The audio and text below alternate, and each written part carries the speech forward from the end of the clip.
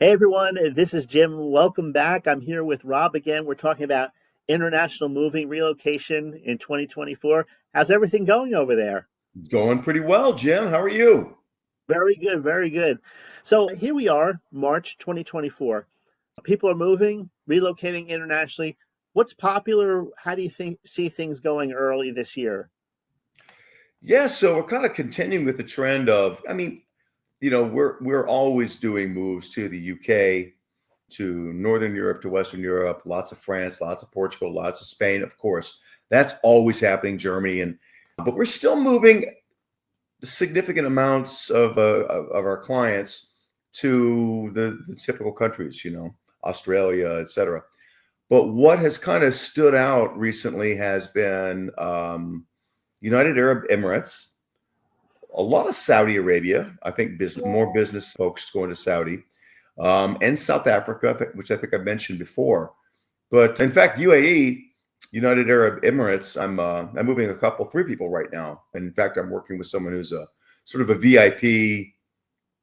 I'll just leave it there, a VIP person. Right. And moving some things from the U.S. back over, and they're just looking for super high quality, the best price, of course, but quality and no cutting corners and no nonsense. Mm. So we're working with some folks, and in fact, I've had about an hour conversation with different people about that this morning, as a matter of fact. Yeah. When you say no cutting corners, that stood out to me. So that person obviously has moved before with companies who've cut corners. I'm not sure. I'm really not sure, but they're more like, we just want this done right.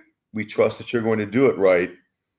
Of course we want the best price, of course, but don't, come low and hire someone from the parking lot at Home Depot. There's a very high end things, very, very high end things. So we're going to use our museum team basically when I move museums to make sure that things are really, really taken care of. And there's going to be significant insurance involved too.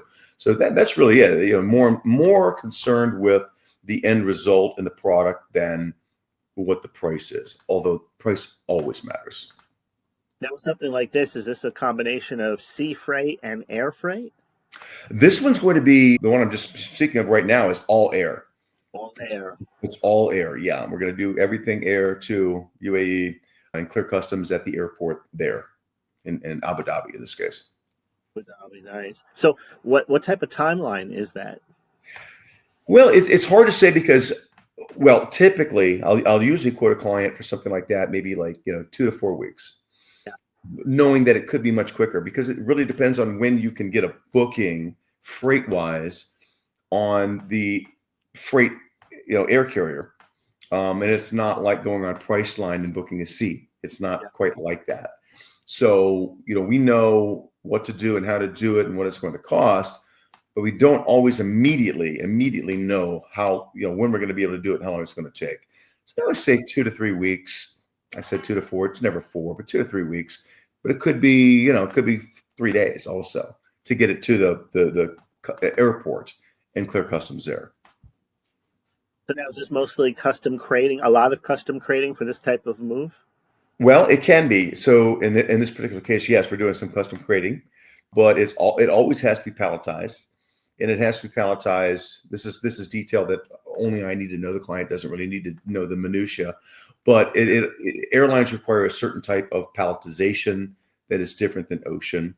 It has to be palletized for air, and I'd say 80-90% of shipments are going to go palletized, even air.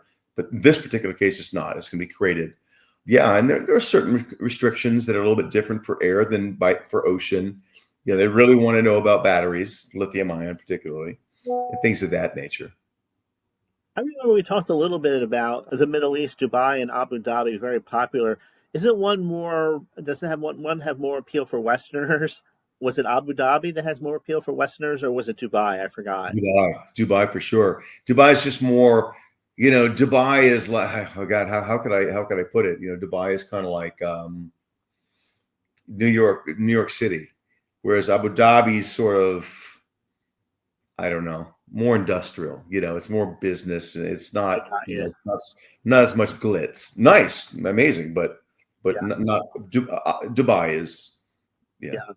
So do you see this part of the world being attractive to maybe more Westerners who are professionals, entrepreneurs, people of that in that area?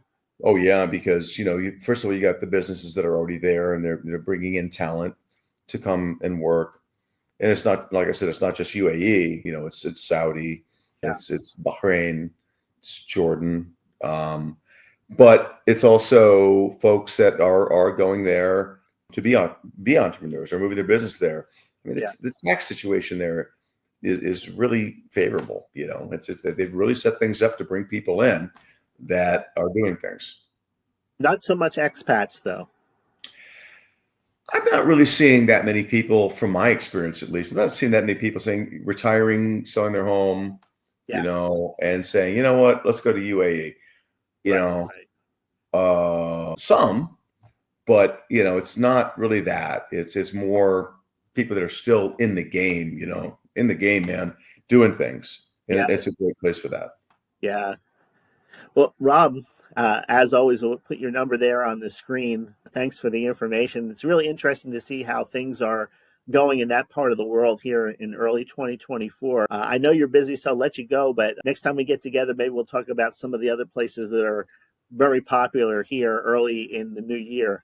Yeah, yeah. There are definitely a few besides the standards that we do our bread and butter, what we do, but there are a few that are sort of emerging. So that's a good idea. Right, right. All right. Hey, have a great rest of the day.